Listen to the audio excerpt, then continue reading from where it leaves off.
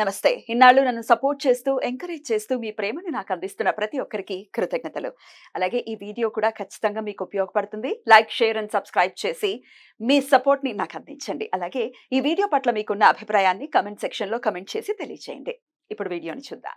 నమస్తే, welcome to our channel. నేను పద్మిని. ప్రస్తుతం మనతో పాటు వాస్తు జ్యోతిష పండితులు భమిడి అనంత శర్మ గారు మనతో పాటు ఉన్నారు. మాట్లాడదాం. నమస్కారం అండి.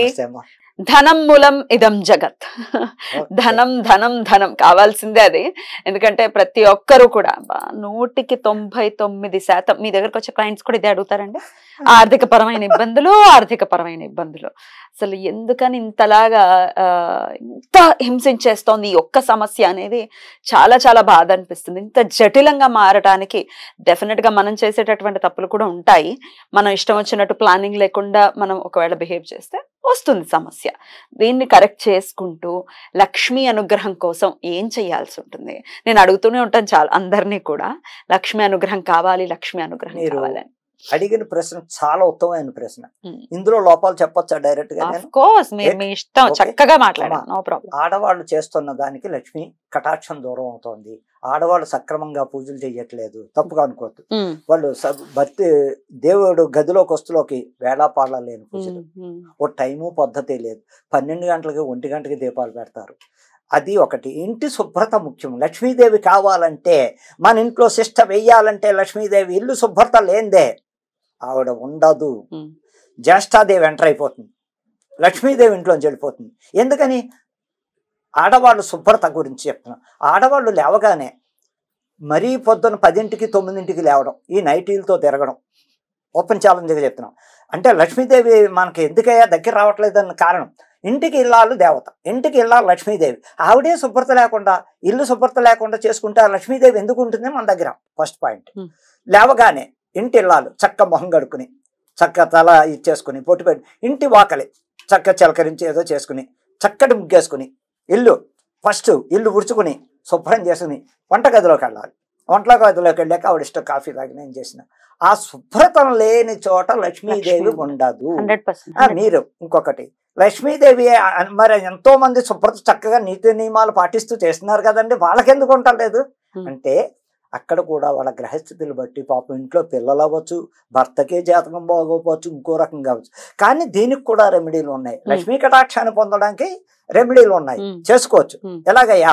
తెల్లవారగానే చక్కగా ఇల్లు శుభ్రత చేసేసుకోవడం, భర్త పిల్లలు ఇంట్లోంచి వెళ్ళగానే వాళ్ళు కూడా 10 స్నానం చేసి దేవుడి గదిలో దీపారాధన చేసి చక్కగా ఏమిటి మహాదేవే చ విద్మహే విష్ణు పత్ని చ ధీమహి తన్నో లక్ష్మీ ప్రచోదయాతు, నారాయణాయ విద్మహే మహాదేవాయ ధీమహి తన్నో విష్ణు ప్రచోదయాతు.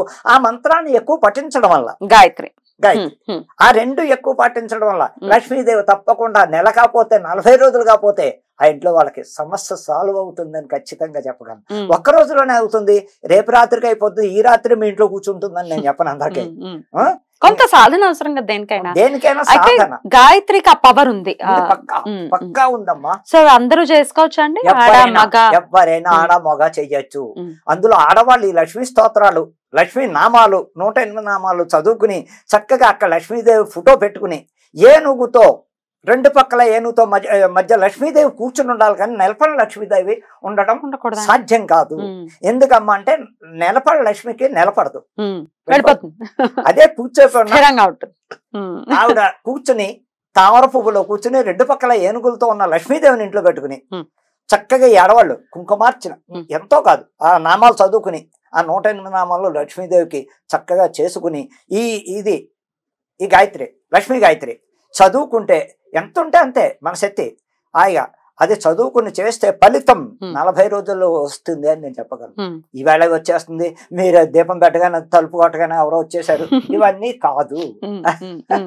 ఓకే, అయితే లక్ష్మి మీరు అన్నట్టుగా 100% కరెక్ట్. శుభ్రతకి ఇంటిని చూసి ఇల్లాలని చూడాలి అని ఊరికే చెప్పలేదు పెద్దవాళ్ళు.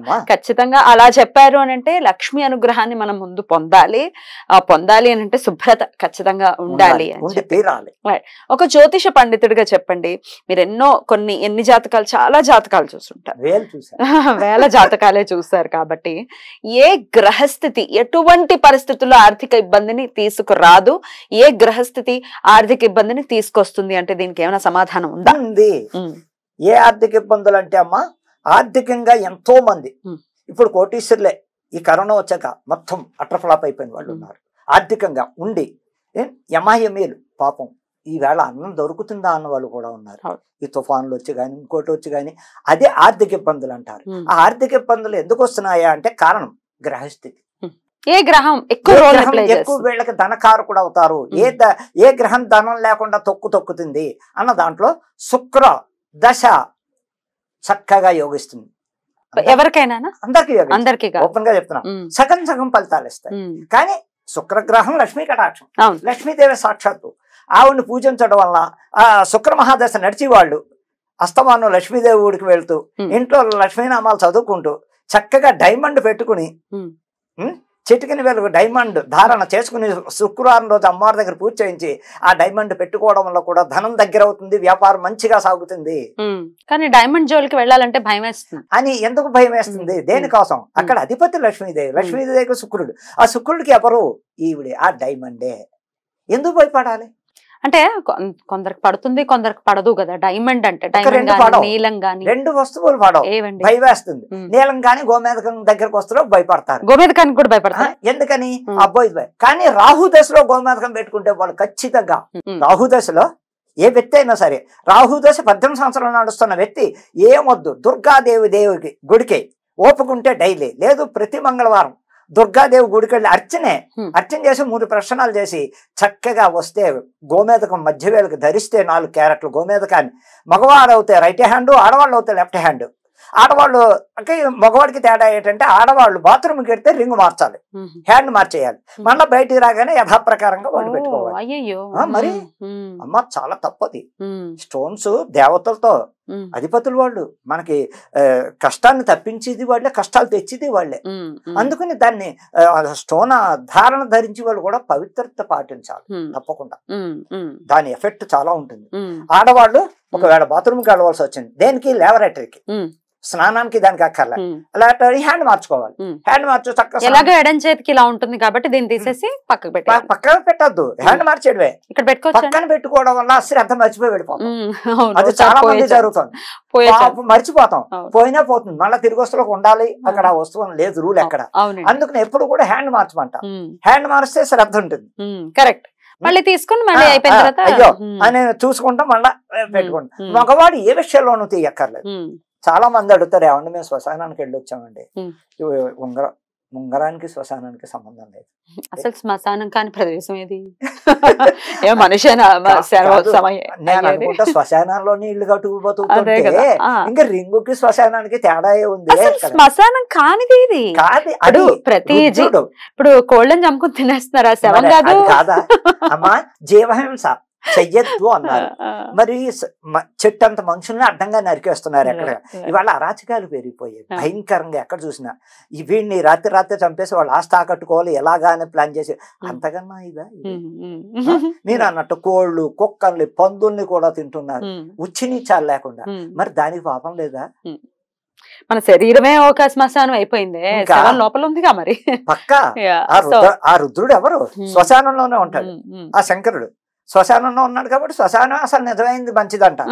ఆయనే ఉంటాడు సాక్షాత్తు అక్కడ, తోడుగా ఉంటాడు. రైట్. అయితే లక్ష్మీ కటాక్షం కోసం ఖచ్చితంగా లక్ష్మీ గాయత్రిని కనుక ఆశ్రయిస్తే, లక్ష్మీ గాయత్రి ఒక్కటే కాకుండా విష్ణు గాయత్రి రెండు కలిపి, అంటే భార్యాభర్తలు ఇద్దరు కాబట్టి నారాయణ వాసుదేవాయదేమే తన్నో విష్ణు ప్రచోదయాత్ అని అనుకోవాలి. అలాగే ఉగ్రం వీరం ఆ రోజు లేచిన వేళ చాలా బ్యూటిఫుల్ గా ఎక్స్ప్లెయిన్ చేశారు. Thank you so very much అండి. నమస్తే.